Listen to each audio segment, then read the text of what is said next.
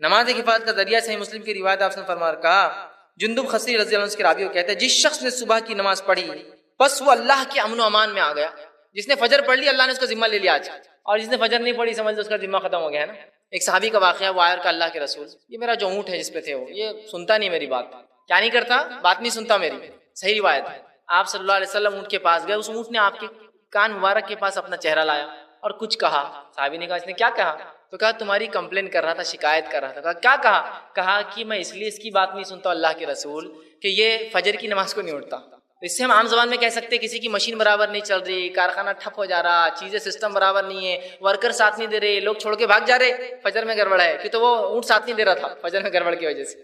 یہ فجر نہیں پڑتا بول کے میں اس کی بات نہیں سنتا، دن بھر کہیں بھی بھاگ جا رہا، سن رہا نہیں، اس کو ہکالا جا رہا تو مان رہا نہیں، ہو رہا ہے، ہو سکتا ہے ایسا ہے نا۔ فجر نہیں پڑھ رہے آپ، بزنس نہیں چل رہا، ہوگا کیوں نہیں ہوگا، لوگ آپ کی بات نہیں مان رہے ہوں گا، مشین لا رہے بار بار بگڑ جا رہی، فجر شروع کر دیجیے، انشاءاللہ دیکھیے سب معاملے درست ہوتے جاتے ہیں۔ چونکہ جانور اطاعت نہیں کر رہا ہے کہ انسان کی جو فجر کی نماز نہیں پڑھ رہا، جانور نہیں کر رہا تو فرشتے کیا پھٹکیں گے اس آدمی کے نزدیک، اور کیا اللہ کی رحمت آئیں گے ایسے۔ تو وہ مہینہ جو ہم پر آنے والا ہے اس کی کیا اہمیت ہے، اس سے کیا فضائل ہے، اگر فضائل ہم جان لیں اس کی اہمیت دل میں جاگ جائیں گی، اور یہ مہینہ یقیناً میں سمجھتا ہوں ہر سال کے رمضان کی طرح پھر ہم پر نہیں گزرے گا، اس لیے کہ ہر سال جو رمضان مجھ پر آپ پہ گزرتے ہیں نا، یہ بالکل حقیقت ہے، چاہے ہم مانیں یا نہ مانیں، یا اس سے ہم اپنی آنکھیں بند کر لیں، اس حقیقت سے ہر رمضان صرف رسمی طور سے ہم پر آتا ہے اور رسمی طور سے چلا جاتا ہے، ایک بس کسٹمر ہی آتا ہے، بس اب رمضان آ رہا، ایک تہوار کا مہینہ آ گیا، اب اس میں ایک روزے رکھنا پڑتے، اس کے بعد ایک عید منانا پڑتی، سال بھر عید کے لیے پیسہ جمع کرنا پڑتا اور رمضان میں پورا خرچ کر دینا پڑتا ہے اس کے لیے، اور شرخواں منانا پڑتا اور اس لوگوں کو پلانا ہے، عیدی کے لیے مشقت اور محنت کرنا ہے، بچوں کے لباس کے لیے میری پوری محنت اور جو ہے مشقت ہے۔ باقی رمضان کا اس سے ہٹ کر عبادتی اعتبار سے، تقوی کے اعتبار سے کوئی ہم کو فائدہ نہیں ہوتا ہے، تو گویا اس مہینے کو ہم نے آج تک رسمن منایا، اللہ ماشاءاللہ، یہ میں سب پر الزام نہیں لگا رہا ہوں، اکثریت کو دیکھ کر تمام پر بات کہی جاتی ہے، یاد رکھیے، اگر میں کہوں کہ کسی علاقے کے لوگ سچے ہیں تو اس کا مطلب یہ نہیں کہ 100% سچے ہیں، اکثریت سچی ہے، تو کہا جاتا ہے وہ علاقے کے لوگ سچے ہیں۔ کسی علاقے کے لوگ اکثریت جھوٹے ہیں، زیادہ لوگ جھوٹ بولتے ہیں تو ہم کہتے ہیں وہ علاقے کے لوگ جھوٹے ہیں، لیکن اس کا مطلب یہ نہیں کہ سب جھوٹے ہیں، لیکن اکثریت رمضان کو رسمن مناتی ہے ہم میں سے۔ رمضان کا پہلا خیال ہمارے ذہن میں آتی، کیا باتیں ہمارے ذہن میں آتی بتائیے، آنا کیا چاہیے اور کیا آتی ہے، دونوں کو ایک طرف ہم رکھیں گے۔ چلیے کیا آتی ہے ہمارے ذہن میں بات جب رمضان آتا ہے؟ سب سے پہلا فکر جو آتی ہے وہ یہ ہے، جب رمضان کا مہینہ آتا ہے جو سب سے پہلی فکر مردوں کو شروع ہوتی ہے کہ اب میں اپنے اہل و عیال کو کتنا لا کر دے سکتا ہوں اور کیسے روزی میں اضافہ کروں گا، یہ سب سے پہلا خیال آتا ہے نا۔ بچیاں ہیں، بچیاں بڑی ہو رہی ہے، بچے ہیں، بچے بڑے ہو رہے ہیں، ان کی مانگ بڑھ رہی ہے، ڈیمانڈز بڑھ رہی ہے، کپڑے مہنگے ہو رہے ہیں، ہے نا، یہ فکر ہوتی ہے۔ عورتیں ہیں، رمضان آ رہی تو ان کو کیا پہلی فکر ہوتی ہے؟ پہلی فکر یہ ہوتی ہے کہ اب رمضان میں لوگ آئیں گے تو گھر کے کلر کا کیا ہوگا، انٹیریئر ڈیکوریشن کو کیسا مینٹین کر پائیں گے، یہ پردے تو 2 سال پہلے بھی لوگوں نے دیکھے تھے، اب یہ سال کیسے چینج کریں گے، یہ لباس کب سے پہن رہے یہ کیسے ہوگا، یہ زیور کتنا پرانا ہو گیا، ہر بار لوگ دیکھ کے بول رہے شادیوں میں یہی پہن کے آ رہے، بار بار یہی پہن کے آ رہے، بدلے نہیں اب تک، تو رمضان آ رہا ہے تو اب کچھ نہ کچھ اس قسم کی تبدیلی ہو۔ اب رمضان آ رہا ہے تو افطار کا کیا نظم ہوگا، کیا کیا افطار میں ہم بنائیں گے، اور پہلے دن کی افطار کیا ہوگی اور دوسرے دن کی کیا ہوگی، اور خیمہ کتنے دن بنے گا، اور آلو کی چیزیں کتنے دن بنیں گی، اور فلاں کب ہوگا، اور بیسن استعمال کیا جائے گا یا سادہ آٹا یوز ہوگا، یہی سب فکریں ہمارے پاس۔ پھر عید آنے لگیں گی، رمضان جب اپنے طول، تو پھر کپڑے کیسے لیے جائے، رات میں خریدے جائے دن میں خریدے جائے، کون سے بازار سے کپڑے لیے جائے، اس کے مسائل الگ چلیں گے کہ فون پہ بات ہوں گی کہ کہاں جاؤں، کدھر لوں، گل منڈی کا مارکیٹ اچھا ہے، سٹی چوک سے لوں، اورنگ آباد سے باہر جاؤں، بمبئی جاؤں، احمد نگر آنا جانا ہے تو وہاں سے لباس لوں، کیا کروں، اس سے پورے ڈسکشنز ہوں گے۔ جیسے جیسے رمضان اپنے طول پر، اپنے جو ہے معیار پہ، اپنی بلندی پر چڑھتا جائیں گا، ویسے ویسے ہم عبادتوں کو چھوڑ کر دوسری فکروں میں لگے رہیں گے۔ اسی طرح عید کی فکر پھر ہوں گی عورتوں اور مردوں دونوں کو کہ اب عید کا دن ہے، لوگ آئیں گے تو گھر کا ڈیکوریشن برابر ہو، گاڑیاں صحیح سے کھڑی ہو، گاڑیاں دھل کر آ جائے، گھر صاف ہو میرا، اور شیرخرما سب سے اعلیٰ معیار کا ہو، لوگ گرم بناتے تو میں ٹھنڈے کی پریپریشن کروں، یہ سال کی ٹھنڈا شیرخرما پلائیں گے ہم، اور تمام تر یہ باتیں ہمارے ذہن میں آتی ہے، چاہے کوئی بھی آدمی ہو، عوام اور خواص، علماء اور جہلا، سب شامل ہیں اس کے، یہ حقیقت ہے۔ اب کوئی کہنے نہیں میں ایسا نہیں ہے، تو 1-2 باتوں کو آپ چھوڑ کر باقی سب باتیں ایسی ہوں گی کہ شرخمے کے بدلے جوتے کے لیے پریشان ہوں گے، جوتے کے بدلے زیور کے لیے پریشان، زیور کے بدلے لباس کے لیے، شرٹ کے ہیں تو پینٹ کے لیے پریشان ہوں گے، ٹیلر کون سا ہو، بس یہی سب چلتا ہے۔ رمضان آیا تو یہ تمام فکریں ہمارے اطراف جو ہے ایک بادل بنا کر گھومتی ہیں۔ آئیے اس سے برعکس نبی اکرم صلی اللہ علیہ وسلم صحابہ کے لیے رمضان کیسے ہوتے تھے، یہ معیار ہے ہمارے لیے رمضان کا۔ احادیث میں آتا ہے کہ جو ہی رمضان کا مہینہ قریب آتا تو نبی اکرم صلی اللہ علیہ وسلم کمر بستہ ہو جاتے، مانا تیار ہو جاتے، مانا ریڈی ہو جاتے کسی ایونٹ کے لیے، اس طرح سے کوئی ایک بہت بڑا اگر واقعہ ہونے والا ہو تو آپ کیسا کمر بستہ تیار ہو جاتے ہیں کہ صحت کا خیال رکھو، فلاں کام ہم کو کرنا ہے، فلاں جگہ جانا ہے، ہر سال کی تجارت ہے، اس میں فلاں ہوتا ہے، یہ چیز خیال رکھو، جس میں کوئی تکلیف نہ ہے نا، خیال رکھتے ہیں۔ حج کو جانے کو آپ نے نمبر لگایا تو صحت کا خیال رکھو، بلڈ پریشر کنٹرول میں رکھو، اگر آپ کو شوگر ہے تو اس کے لیے کچھ کر لو، دواؤں کا انتظام کر لو۔ ایک مہینہ، ایک موسم، ایک چیز اور ایک ایونٹ، کسی ایک موقع سے پہلے اس کی تیاری ہوتی ہے۔ تو نبی اکرم صلی اللہ علیہ وسلم جو ہی رمضان آتا تو کمر بستہ ہو جاتے ہیں، صدقے اور خیرات کے لیے تیار ہو جاتے ہیں، روزوں کے لیے تیار ہو جاتے ہیں، قیام اللیل کے لیے تیار ہو جاتے ہیں، ذکر و اذکار کے لیے تیار ہو جاتے ہیں، تلاوت قرآن میں اضافے کے لیے تیار ہو جاتے ہیں۔ ہر قسم کی عبادتی تیاریاں آپ صلی اللہ علیہ وسلم کی اور صحابہ کی ہوتی، اس لیے کہ جیسا استاد ہوتا ہے ویسے تلاميذ اس کے اسٹوڈنٹس ہوتے ہیں۔ تو ظاہر سی بات اگر استاد کی تیاریاں ایسی ہیں، تلاميذ اس کے اسٹوڈنٹس بھی ایسے ہی ہوں گے۔ صحابہ کا بھی یہ معمول تھا۔ تو رمضان آ رہا ہے تو ان کے ذہنوں میں عبادتیں گھوم رہی ہے، عبادتیں کیسے کریں گے گھوم رہی ہے، کیسے وقت نکالیں گے وہ دیکھا جا رہا ہے، تجارت تو کیسے تھوڑا سا کم کر کے وقت زیادہ لگایا جائے وہ دیکھ رہے ہیں، قیام اللیل کا اہتمام، راتوں کی نماز کا کیسے کریں، دن میں تلاوت قرآن کا کیا معاملہ ہو، ذکر و اذکار میں کتنا وقت عام دنوں سے میں زیادہ دے پاؤں گا، کیسے اپنے رب کو راضی کر پاؤں گا، کیسے میرے روزے مکمل ہو، خشوع اور خضوع کے ساتھ ہو، کوئی کمی نہ آئے۔ اس کی تیاریوں میں صحابہ لگ گئے، نبی اکرم صلی اللہ علیہ وسلم لگ گئے، امہات المومنین لگ گئی، صحابیات لگ گئی، پورا سماج اور پورا معاشرہ یہی تیاری میں لگا ہے کہ رمضان میں کیسی عبادتیں ہو، کیسے میں زیادہ سے زیادہ عبادتیں کروں۔ یہ تھی ان کی تیاریاں اور یہ ہے ہماری تیاری۔ کتنا فرق ہے دونوں کے اندر؟ ہماری تیاری میں سوائے دنیا کے اور کچھ بھی نہیں ہے، اور ان کی تیاری میں سوائے آخرت کے اور کچھ بھی نہیں ہے۔ وہ یہ نہیں سوچ رہے کہ اب گھر کو رنگ کیسے دوں، یہ جو چھت ڈالا ہوا ہے چھت کیسے بدلوں، پانی ٹپکتا ہر سال، عموماً چھت کھجور کے پتوں کے ہوتے جس میں پانی بھی گر جاتا تھا بارش کے اندر۔ اسی طرح جو ہے مسجد کا کیسا حال احوال ہو، یہ بھی ہوتا ہے کہ لوگ 5-5 10 دن مسجدوں کی تیاری کر سکتے ہیں، پہلے کر لیجئے رمضان سے، رمضان نہیں ہے تیاریوں کا دن، گھر کو رنگ کر سکتے ہیں، رمضان سے پہلے کر لیجئے، رمضان ضروری نہیں، یہ تو عبادت کا موقع ہے نا۔ تو یہ ایک موسم آ رہا ہے ہم پر، ایک بہترین موقع ہمیں مل رہا ہے، ایک زبردست جو ہے ایک مہینہ آ رہا ہے، لیکن اس مہینے کی آمد پر سوائے دنیا کے ہمارے ذہنوں میں کچھ بھی نہیں آ رہا۔ یاد رکھیے، میں افسوس کے ساتھ کہہ رہا ہوں، میرے ذہن میں بھی اور آپ کے ذہن میں بھی، کوئی مستثنا نہیں ہے، اس کوئی ایکسیپشنل نہیں ہے، کوئی اس سے چھوٹ نہیں پا رہا ہے۔ ایسا کیوں ہوا؟ کیوں رمضان کی وہ حقیقت ہم نے نہیں جانی، وہ اہمیت نہیں جانی جو اس کی اصل تھی، اصل ہے، اور کیوں ہمارے ذہن میں تمام کی تمام صرف دنیا بھر گئی آخرت چھوڑ کر کہ اس مہینے کو آخرت کی نجات کا مہینہ بنا لو۔ یہ ذہن میں نہیں آتا ہمارے ذہن، اس مہینے کو خوب کھانے پینے کا مہینہ بنا لو۔ یہ بات دل پہ ہاتھ رکھ کر کہی، ایسا کون سا شخص ہے جس نے رمضان میں روزے رکھا اور اس کا وزن رمضان کے بعد کم ہوا ہو؟ نہیں ملیں گے آپ کو کوئی بھی۔ میں یہ نہیں کہہ رہا ہوں کہ بہت برکت آ گئی تھی کھانے میں کہ تھوڑے میں، اس لیے کہ رمضان کا مہینہ آتے ہی سوا کھانے پینے کی ہم کچھ سوچتا ہی نہیں۔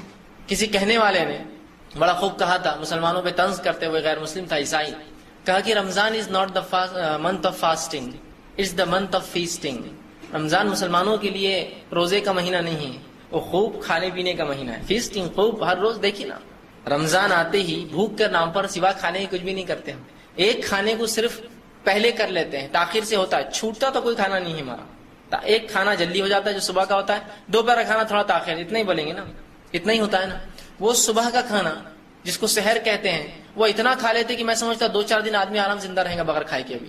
اور وہ افطار جس کو ہم افطار کہتے ہیں، افطار کے نام پر پورا ایک بڑا کھانا ہوتا ہے، پھر اس کے 15 منٹ بعد پھر ایک کھانا ہوتا ہے، پھر اس کے بعد ایک نماز کے بعد پھر ایک کھانا ہوتا ہے، بازار سے آتے آتے اور گھر میں آباد کیا بچا فریج میں سب نکالو، اب وہ بھی کھا لیں گے، پھر شہر میں تیاری الگ ہے کھانے کی۔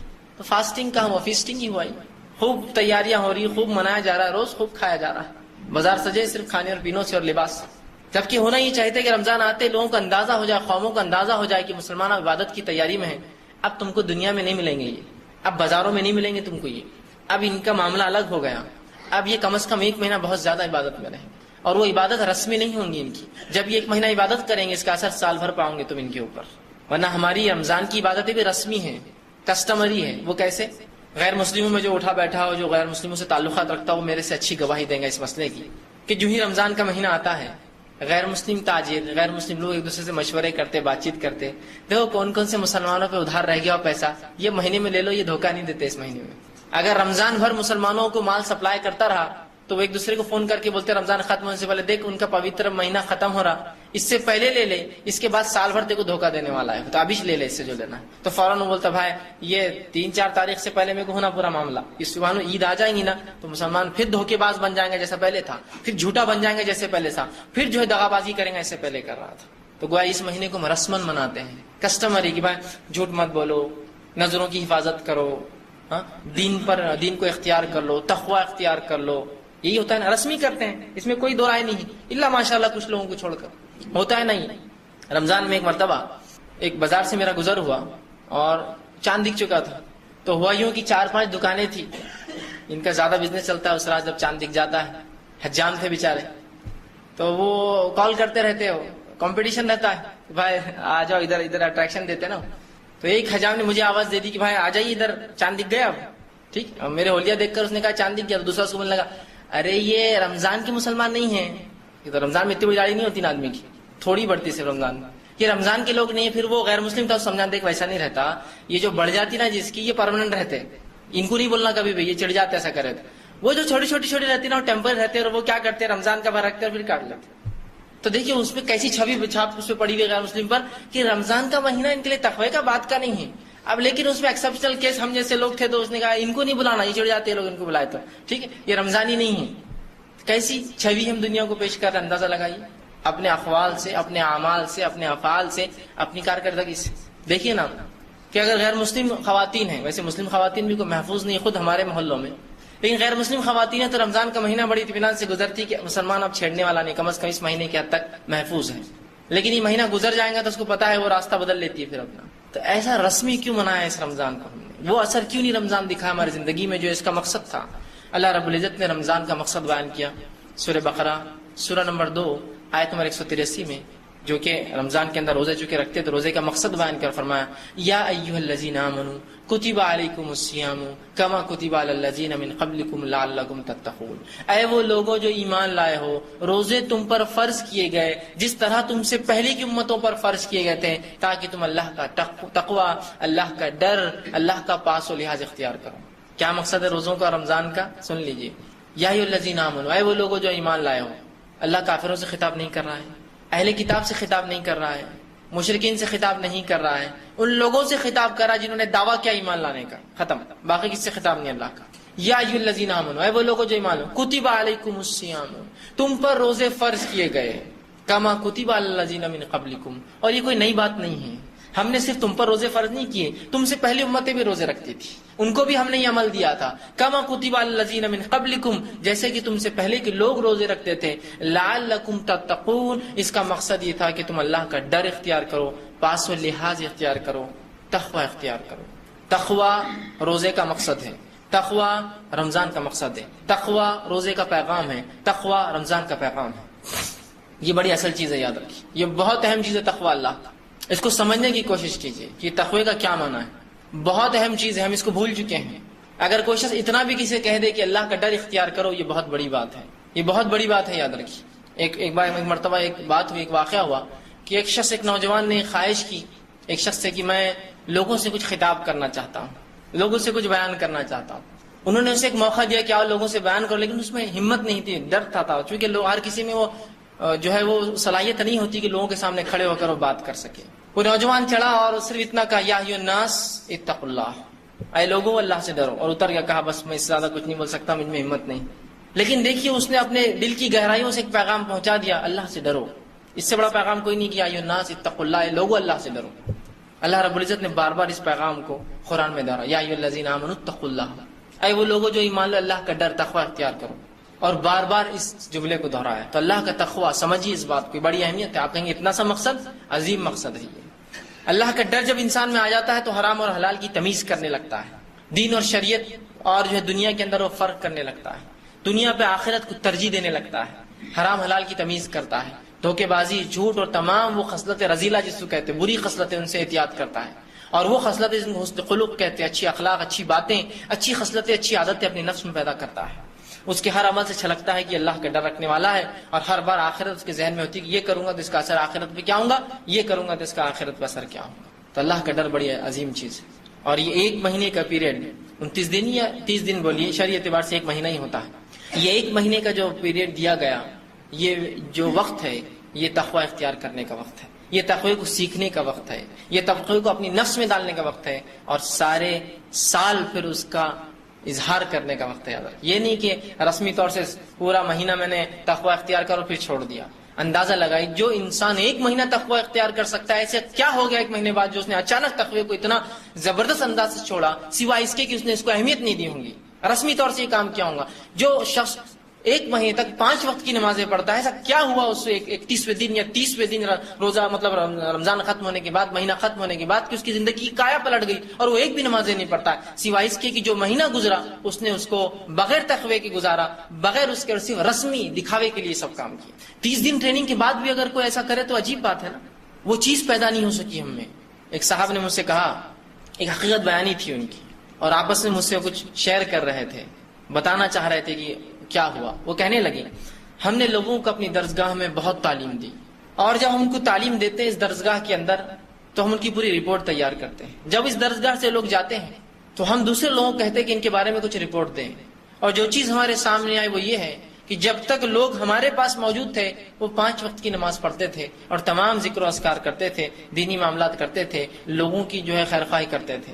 لیکن جو ہی وہ جس دن ہماری درسگاہ سے نکلے, جو رپورٹ آتی وہ یہ ہے کہ پھر اگلی بار درسگاہ میں آ کے ہی جو ہے وہ نماز پڑھتے ہیں اور تمام کام کرتے ہیں. کہا ہم وہ چیز نہیں پیدا کر سکے ان لوگوں کے اندر جو مطلوب تھا. اللہ کا ڈر جو وہاں بھی ہو جب درسگاہ میں ہو, اور وہاں بھی ہو جب وہاں سے نکل جائے, ہم وہ نہیں پیدا کر پا رہے ہیں.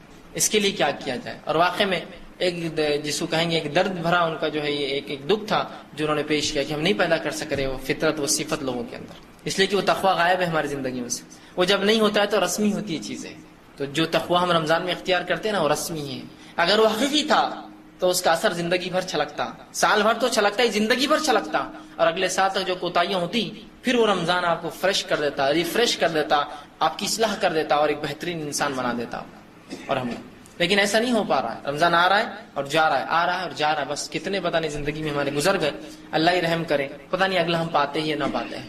تو اس سے پہلے کہ رمضان ہے اس کی تیاری کر لیجئے اور پرماننٹ چینج کے ارادے کیجئے, ایک مکمل طور سے ایک بنیادی تبدیلی, پرماننٹ چینج لائف کے اندر میرے. اور رمضان ہے ہی اس کے لیے, دیا ہی گیا اس کے لیے کہ ایک مکمل تبدیلی انسان کے اندر لا دے ایک مہینہ کے اندر. اور جب مہینہ بھر انسان نمازیں پڑھے اور صرف فرض بھی پڑھے تو 5 وقت کی نمازیں پڑھتا ہے, 30 دن پڑھتا ہے, 150 وقت کی نمازیں پڑھ رہا ہے. 150 بار کسی عمل کو دہرانے کے بعد کیا پھر وہ عمل بھول سکتے ہیں آپ اتنے آسانی سے؟ کہ ایک چاند دکھا تو مسجد میں جگہ کی کمی ہو گئی, اور ایک چاند دکھا تو مسجد کی صفیں ایسی ویران ہوئی کہ اگلے سال تک سے ترس رہی ہے کہ لوگ آ کر کھڑے ہو اس کے اوپر.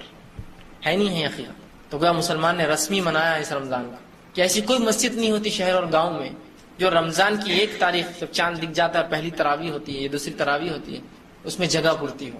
سڑکوں پہ آ جاتے ہیں, چھتوں پہ چڑھ جاتے ہیں, راستے بند کرنے پڑتے ہیں, وضو خانوں پہ لوگ چڑھے ہوئے ہیں, طہارت خانوں کے پاس نمازیں ہو رہی, چپلیں ہٹا کر نمازیں پڑھ رہے ہیں.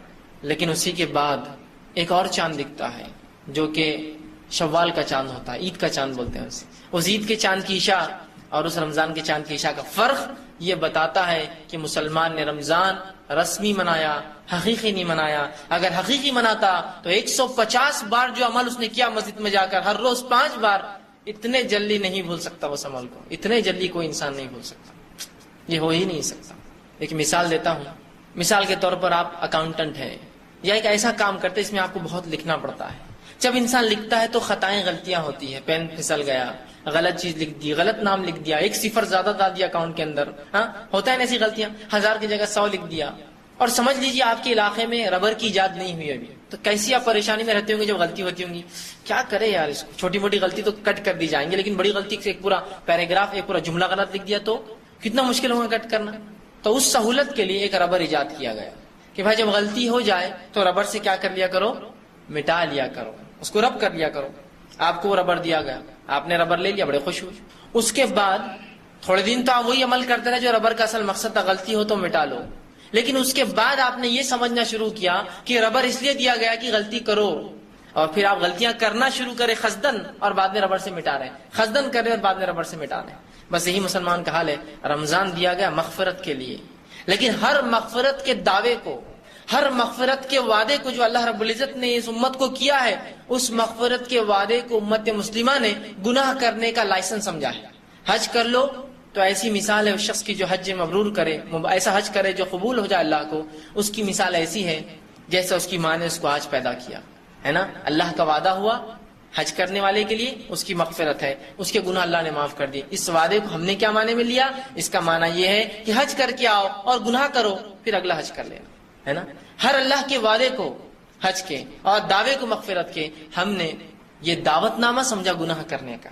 تو رمضان جب آیا تو رمضان کو ہم نے سمجھا اس مہینے میں ہم گناہ دھو سکتے ہیں, یقیناً دھو سکتے ہیں, لیکن ہم نے اس کو رسمی دھویا کہ رمضان کے مہینے میں گناہ دھو اور پھر رمضان کے بعد سے شروع کر دو.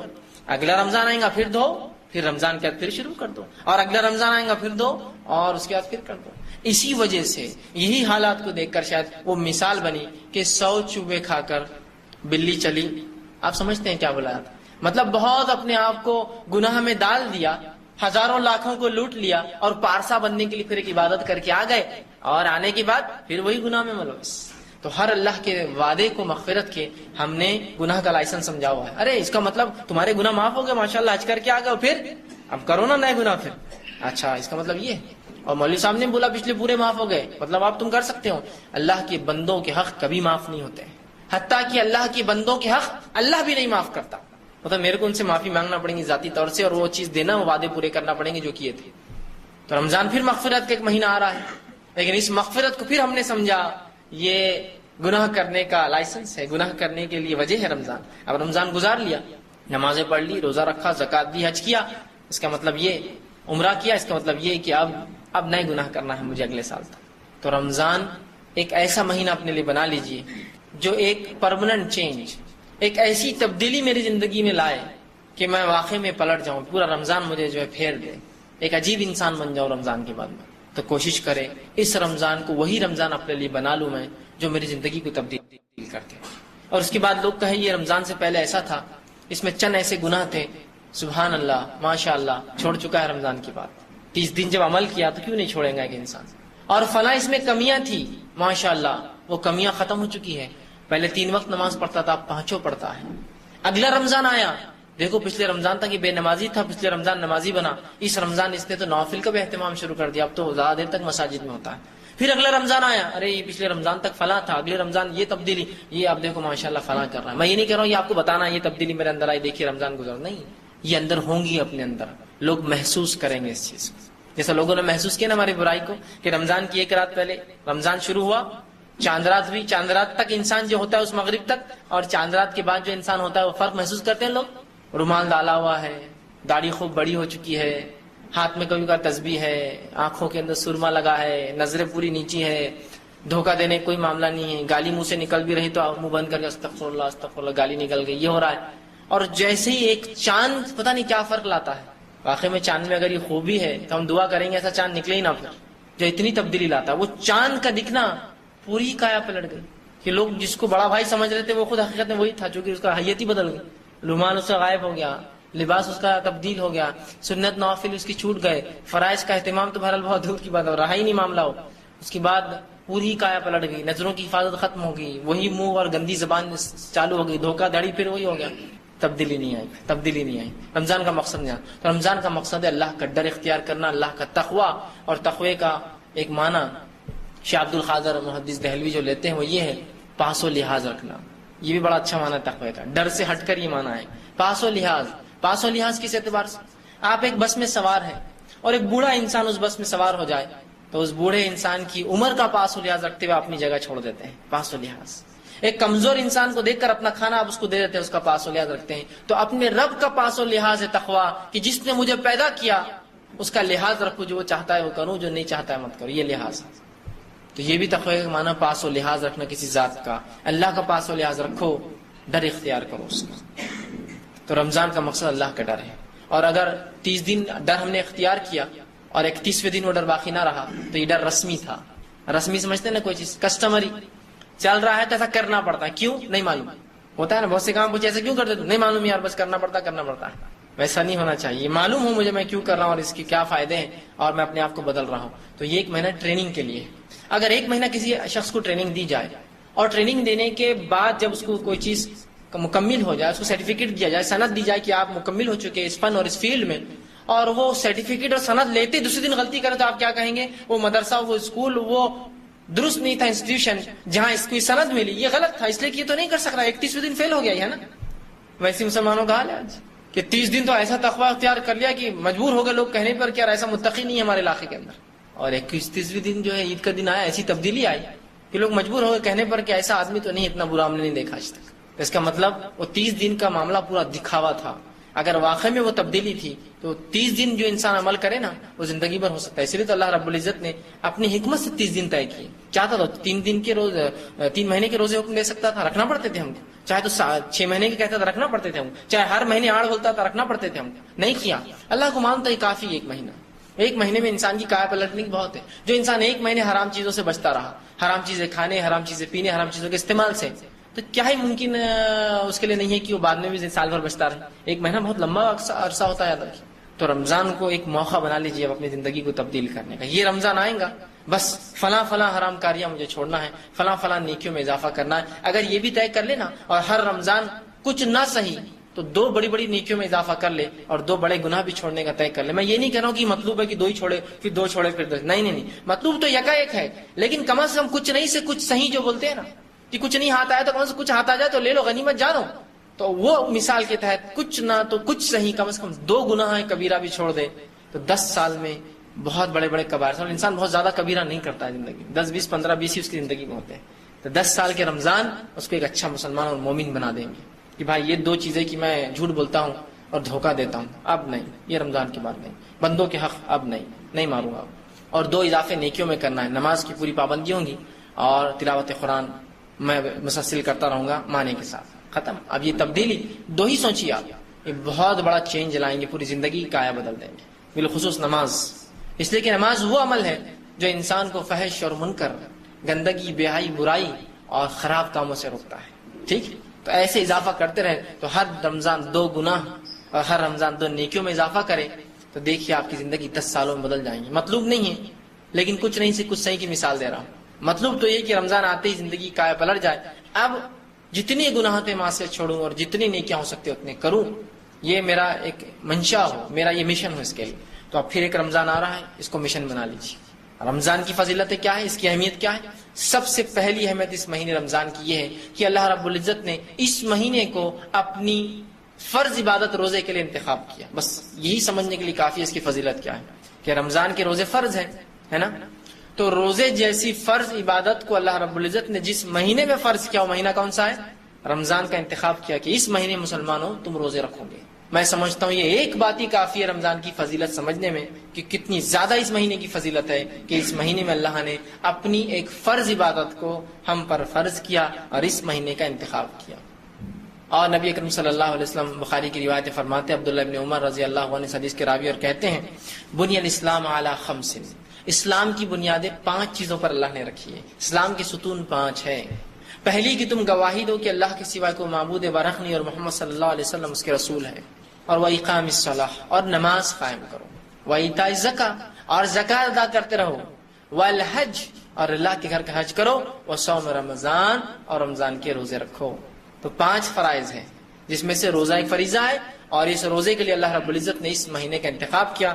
یہ بڑی اہم فضیلت ہے. اس مہینے کی دوسری فضیلتیں کیا ہیں, آئیے ہم دیکھتے ہیں. نبی اکرم صلی اللہ علیہ وسلم فرماتے ہیں, مسلم کی روایت ہے, آپ نے فرمایا رمضان کا مہینہ جو ہی آتا ہے جنت کے تمام دروازے کھول دیے جاتے ہیں حتیٰ کہ ایک بھی بند نہیں رہتا, اور جہنم کے تمام دروازے بند کر دیے جاتے ہیں حتیٰ کہ ایک بھی کھلا نہیں رہتا, اور تمام سرکش جن اور شیاطین قید کر لیے جاتے ہیں. سبحان اللہ, کیا فضیلت ہے اس مہینے. لیکن آپ ایک بات سوچ سکتے ہیں, ابھی جنت میں کون گیا اور جہنم میں کون گیا؟ کیوں بتایا جا رہا ہے یہ جنت کے دروازے کھولنا اور جہنم کے دروازے بند کرنا یہ ایک علامت ہے, یہ ایک اشارہ ہے کہ مغفرت حاصل کر دو. عام ہے مغفرت, جنت کھول دیا ہوں میں نے اس مہینے کے اندر, یہ اعلان ہے صرف ایک, ابھی جا نہیں کوئی رہا, اعلان ہے. لیکن اور جہنم کے دروازے بند ہے, اعلان ہے یہ کہ اپنے معصیت سے رک جاؤ, مجھ سے توبہ کر لو, دیکھو بند کر دیا ہوں میں نے اس دروازے کو. یہ اعلان ہے قسم کا. لوگ بولتے ہیں ابھی تو کوئی گیا نہیں, پھر کیوں؟ ابھی کوئی گیا نہیں, یہ اعلان ہے.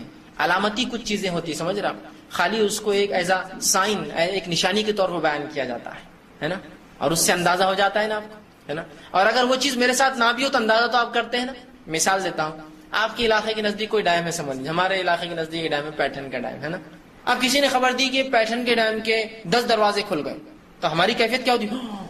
او کیا حال ہوا ہوگا پیٹھن والوں کو, باپ یہ ہو گیا ہوگا, وہ ہو گیا ہوگا, ویسا ہو گیا ہوگا, اتنے ڈوب گئے ہوں گے, فلاں ہو گیا ہوگا, میرے ایک رشتے دار بھی رہتے ان کو کیا ہوگا کیا معلوم, کتنی فکریں ہوتی. حالانکہ آپ کا کوئی تعلق نہیں ہو دروازوں سے, نہ آپ اس علاقے میں رہتے, خالی نوشن, خالی بتانا کہ 10 دروازے کھل گئے آپ کے لیے ایک بہت بڑی چیز ہے. خالی امیجن کر رہے ہیں آپ, کیا پانی نکل رہا ہوگا, کیا تباہی مچی ہے نا. تو اندازہ لگائی رمضان آ رہے جنت کے دروازے کھل رہے ہیں. کیا نعمتیں ہیں اس کی, کیا برکتیں ہیں اس کی, کیا فائدے ہیں اس کی. ایک علامت ہے, کھلی ہے حاصل کر لو, کھلی حاصل کر لو. اور جہنم کے دروازے بند ہے, سبحان اللہ, تمام گناہ کے راستے, تمام سزائیں بچ جا رہے. جہنم ایسی جگہ ہے جس میں کسی قسم کا سکون نہیں یاد رکھی. الحمدللہ ہم بچ رہے ہیں, لہٰذا اپنی نفس کو اب ہم زندگی بھر اس چیز سے بچا لے. تو یہ علامت ہے, اللہ اعلان کر رہا ہے کہ اعمال ایسے کر لو, یہ مہینہ ایسا ہے کہ تم ایسے اعمال کر سکتے ہو کہ وہ حاصل کر لو جس کے دروازے کھلے ہیں. اور یہ مہینہ وہ ہے جس میں گناہوں سے رک جاؤ اور اس چیز سے نجات پالو جو سب سے بری جگہ ہے, وہ ہے جہنم. اعلان کر رہا ہے یہ مہینہ ہم سے. مطلوب ہے اس مہینے میں کہ ہم جنت حاصل کریں اور جہنم سے نجات پائے. اور تمام سرکت جن اور شیاطین قید کر لیے جاتے ہیں. جن اور شیاطین بند ہے, مطلب مومنوں کو موقع ہے پورا کہ اب بہکانے والا بھی تم کو نہیں بہکا رہا ہے مسلمانوں, اب شیطان بھی تم کو نہیں بہکا رہا ہے, تو اچھے اعمال کرو, نیکی کی طرف متوجہ ہو.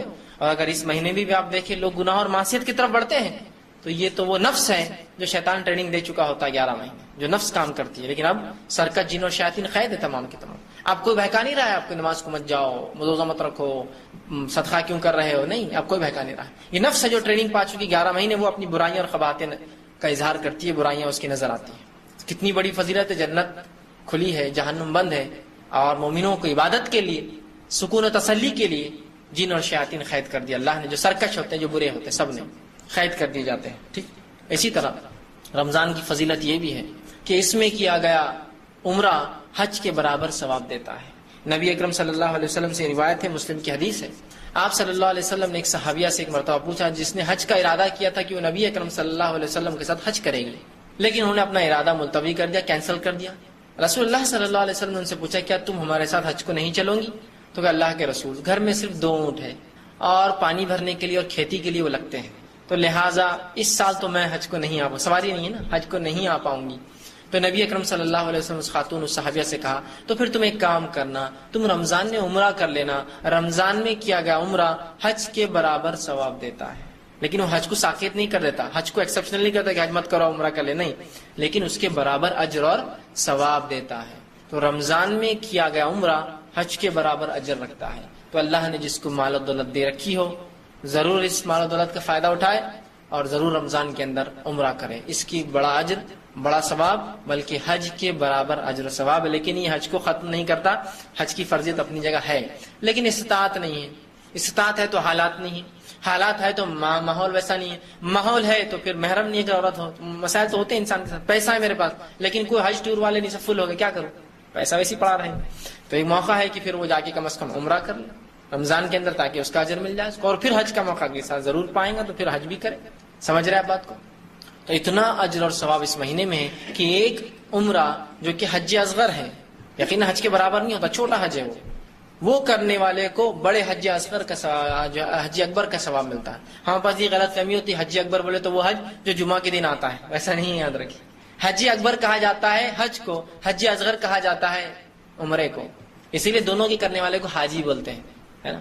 کبھی کبھار آپ عمرے کو گئے ہوں گے تو عمرے میں لوگ آپ کو حاجی حاجی بولتے ہیں, اور اب اگر کوئی آپ کو ہٹانا چاہ رہا ہو راستے سے, حاجی حاجی بولتے جائیں, آپ بولیں گے میں حاجی تھوڑی ہے, میں تو عمری ہے, ابھی عمرہ ہی کر رہا ہوں, ہے نا. چونکہ یہ لقب آپ عمر کو کہاں لگائیں گے جا کر, حاجی اچھا بڑا لقب ہے, ٹائٹل ہے, تو نہیں, وہ آپ بھی حج کر رہے ہیں, چھوٹا حج ہے, حج اصغر ہے, اور حج اکبر بولتے ہیں حج کو. تو یہ مت سمجھیے جمعے کو جو حج آتا ہے اس کا ثواب کچھ زیادہ ہے, وہی حج اکبر کا معنی حج اور حج اصغر کا معنی ہوتا ہے عمرہ. تو عمرے کا ثواب جو حج اصغر ہے اس کا ثواب حج اکبر کے برابر مل رہا ہے آپ کو. ٹھیک, تو کوشش کرے اس میں عمرہ کرے, اس سے اس مہینے کی فضیلت بھی پتا چلے. اسی طرح ہر شخص چاہتا ہے کہ اپنے اعمال کے علاوہ بھی کچھ میں ایسا کروں اپنی زندگی میں کہ میری سفارش و قیامت کرو. چاہتا ہے نا ہر شخص, چاہے نبی کی سفارش ہو, چاہے جو ہے صحابہ کی سفارش ہو, چاہے صالحین کی سفارش ہو, چاہے اللہ کے ولیوں کی سفارش ہو, چاہتا ہے نا ہر شخص سفارش ہو. آئیے جائز سفارش کیا ہے بتا رہا ہوں میں آپ کو. جو چیز واقعتاً سفارش کرنے والی, جس کے الفاظ آ رہے حدیث کے اندر, نبی اکرم صلی اللہ علیہ وسلم فرماتے ہیں, یہ مسند احمد الطبرانی کی روایت ہے, آپ فرماتے ہیں روز قیامت کے دن روزہ اور قرآن سفارش کریں گے, شفاعتی بننے والے ہیں. کون؟ روزہ اور قرآن. اب دیکھیے بتایا جا رہا ہے, جو بتایا جا رہا ہے وہ زیادہ افضل ہے بنسبت اس کی جس کو ہم سوچ رہے ہیں وہ کریں گے یا نہیں کریں گے, لیکن یہ تو ہے یہ کرنے والے ہیں. روزہ اور قرآن قیامت کے روز سفارش کریں گے, اور روزہ آ کر کہیں گے اللہ یہ شخص میری وجہ سے, میری خاطر کھانے پینے سے اور شہوت سے رکتا رہا, روزہ کیا ہوتا ہے؟ سورج نکلنے کے پہلے سے سورج ڈوبنے تک انسان کھانا نہ کھائے اور ہم بستری نہ کریں، یہی تو روزہ ہے. یہ دو چیزیں تو حرام ہو رہی ہے اس وقت، جبکہ عام حالت میں حلال ہے. یہ رکتا رہا ان دو اعمال سے صرف میری خاطر، لہٰذا میری سفارش اس کے حق میں قبول کر. نبی اکرم صلی اللہ علیہ وسلم فرماتے اس کی سفارش قبول ہوگی. اور قرآن آئیں گا اور کہیں گے اے اللہ یہ بندہ میرے لیے راتوں میں جاگتا رہا، مطلب خیام میں مجھے پڑھتا رہا، راتوں کی نمازوں میری تلاوت کی، میرے لیے یہ جاگتا رہا، لہٰذا میری سفارش اس کے حق میں قبول کر. رسول اللہ فرماتے اس کی بھی سفارش قبول کی جائیں گی، دونوں کی سفارشیں قبول کی جائیں گی. تو روزہ سفارشی ہے، تو اس کو خشوع اور خضوع کے ساتھ، پورے دل کے ساتھ اور بالکل اطمینان اور جیسا اس کا حق رکھیے کہ اس میں کوئی غلط بات نہ ہو، لرزشیں نہ ہو، گالی گلوچ نہ ہو، جھوٹ نہ کہے، غیبت نہ کرے، فحش کلامی نہ ہو، جھگڑا نہ ہو. اس کو پورے اپنے صحت کے ساتھ، جس کو کہیں صحت روزے کو کمزور نہ ہونے دیں، آپ رکھیے. ثواب کیا پائیں گے اس کا؟ سفارش اس کی. روز قیامت شفاعتی بنے گا، بلکہ آ کر اللہ رب العزت سے نبی اکرم صلی اللہ علیہ وسلم کی حدیث کے مطابق یہ جو ہے مجادلہ کریں گا، نہیں اس کو آپ بخشیے، یہ مجھے رکھتا تھا، یہ مجھے پڑھتا تھا. اندازہ لگائیں کتنے زبردست سفارشی ہے یہ. اور یہ ہمارے اعمال ہیں، ان کے لیے ہمیں کسی کا سہارے کی ضرورت نہیں ہے. پرسنل جو ہم کر سکتے سفارش کے لیے وہ عمل ہے یہ. دوسرے کریں گے نہیں کریں گے تو بات کی بات ہے. مسئلہ یہ کہ جو ہو سکتا ہے وہ تو کیجیے پہلے ہم. تو یہ کریں گے، سفارش کریں گا روزہ، اس کی فضیلت اندازہ لگا لیجیے. روزے کا اجر بے حساب ہے، روزے کا اجر بے حساب ہے، لیکن کنڈیشنل ہے، شرطیہ ہے. کب بے حساب ہے سن لیجیے. نبی اکرم صلی اللہ علیہ وسلم فرماتے ہیں، طویل روایت مسلم کی حدیث سے آپ نے فرمایا اور کہا، ابو ہریرہ رضی اللہ عنہ اس حدیث کے راوی، اور آپ فرماتے اور کہا اللہ کے رسول فرماتے ہیں، اللہ عز و جل فرماتا ہے. یہ حدیث قدسی ہے، اللہ کے رسول اللہ رب العزت سے روایت کر رہے ہیں. اللہ عز و جل تمہارا رب تم سے فرماتا ہے، اللہ عز و جل فرماتا ہے اور کہتا ہے ابن آدم کا ہر عمل اس کے لیے ہے سوائے روزے کے. آدم کی اولاد جو بھی عمل کرتی ہے، چاہے مرد ہو چاہے عورت ہو، ان کا تمام عمل ان کے اپنے ذات کے لیے سوائے روزے کے. فَإِنَّهُ لِي، اس لیے کہ روزہ میرے لیے ہے، وَأَنَا أَجْزِي بِهِ، اور اس کا اجر میں دوں گا. کیا فرمایا اللہ نے؟ ابن آدم کا ہر عمل اس کے لیے ہے سوائے روزے کے، روزہ میرے لیے ہے. اور واقعی میں روزہ خاص اللہ کے لیے ہوتا ہے نا. ایک چھوٹے سے بچے کو آپ دیکھیے جس نے روزہ رکھا ہو اور تھوڑی بہت سمجھ رکھتا ہو، اس کو اکیلے میں لیجیے اور اس کو رشوت دیجیے کہ یہ کھا لو، کوئی نہیں دیکھ رہا. کھاتا ہے کیا؟ کھاتا ہے بچہ؟ کہتا نہیں میں نہیں کھا سکتا، روزہ ہوں میں، ہے نا. تو اللہ کے لیے روزہ رکھا نا، چھپ کے کھا سکتا نا انسان. ایسے کتنے لوگ جو چھپ کر روزہ رکھتے اور کھاتے ہیں پیچھے؟ نہیں، کوئی بھی نہیں کرتا، کوئی بھی نہیں. میں سمجھتا ہوں بہت ہی بدترین آدمی جو ایسا کرتا ہوں، کوئی نہیں کرتا ہے، کوئی نہیں کرتا ہے نا. تو روزہ خالص اللہ کے لیے نا، یہ علامت ہے اس کی کہ بچے بھی نہیں کھاتے. اس حد تک جو ہے یہ وہ ہے. فَإِنَّهُ لِي، اس لیے کہ روزہ اللہ فرماتا میرے لیے ہے، وَأَنَا أَجْزِي بِهِ، اور اس کا اجر تو میں ہی دوں گا. آگے فرمایا روزہ آنکھ سے ڈھال ہے، روزہ رکھ کر اپنے آپ کو جہنم کی آنکھ سے بچا لو. روزہ آنکھ سے ڈھال ہے، تو جس روز تم روزہ رہو، اب رسول اللہ فرما رہے روزہ آنکھ سے ڈھال ہے کب؟ جس روز تم روزہ رہو تو فحش گوئی نہ کرے. تم میں سے کوئی اگر روزہ ہو تو فحش گوئی نہ کرے. فحش گوئی سمجھتے ہیں آپ؟ بری باتیں، گندی باتیں، اوچھی باتیں، غلیظ باتیں. تو تم میں سے جب کوئی شخص روزہ ہو فحش گوئی نہ کرے، بیہودہ باتیں نہ کرے، اوٹ پٹانگ باتیں نہ کرے جس سے دلوں کو تکلیف ہوتی ہے، انسانوں کو تکلیف ہوتی ہے، لوگ چڑھتے ہیں. اوٹ پٹانگ بیہودہ باتیں نہ کرو. اور آگے فرمایا بیہودہ کلامی نہ کرو. اسی طرح گالی گلوچ نہ کرو، گالی مت دو. روزے کا فائدہ اٹھانا چاہتے ہو، اس کو جہنم سے ڈھال بنانا چاہتے ہو آنکھ سے، تو یہ کرنا پڑے گا تمہیں. تو جو ہے اس میں جو ہے گالی گلوچ نہ کرے اور لڑائی جھگڑا نہ کرے. اور جب روزے دار سے کوئی لڑنے آئے تو صرف اشارے سے کہہ دے میں روزے سے ہوں، میں لڑ نہیں سکتا ہوں، یہ کام مجھ سے نہیں ہوگا. کنڈیشنل ہے روزے کا ثواب. یہ سب کرنا پڑے گا مجھے. اور بد کلامی نہیں ہوں گی، گالی گلوچ نہیں ہوں گی، بری باتیں نہیں کریں گے، غلط کام نہیں کریں گے، بیہودہ باتیں نہیں ہوں گی، لڑائی جھگڑا نہیں ہوگا. اور کوئی آئے بھی تو بھائی میں نہیں کر سکتا ہوں، میں روزے سے ہوں، آپ کہہ دیں گے. آگے آپ صلی اللہ علیہ وسلم فرماتے ہیں اور کہتے ہیں سنیے، اس ذات کی قسم جس کے ہاتھ میں محمد صلی اللہ علیہ وسلم کی جان ہے اور روزے دار کی منہ کی ہوا، اللہ رب العزت کو روز قیامت مشک سے زیادہ محبوب ہوں گی.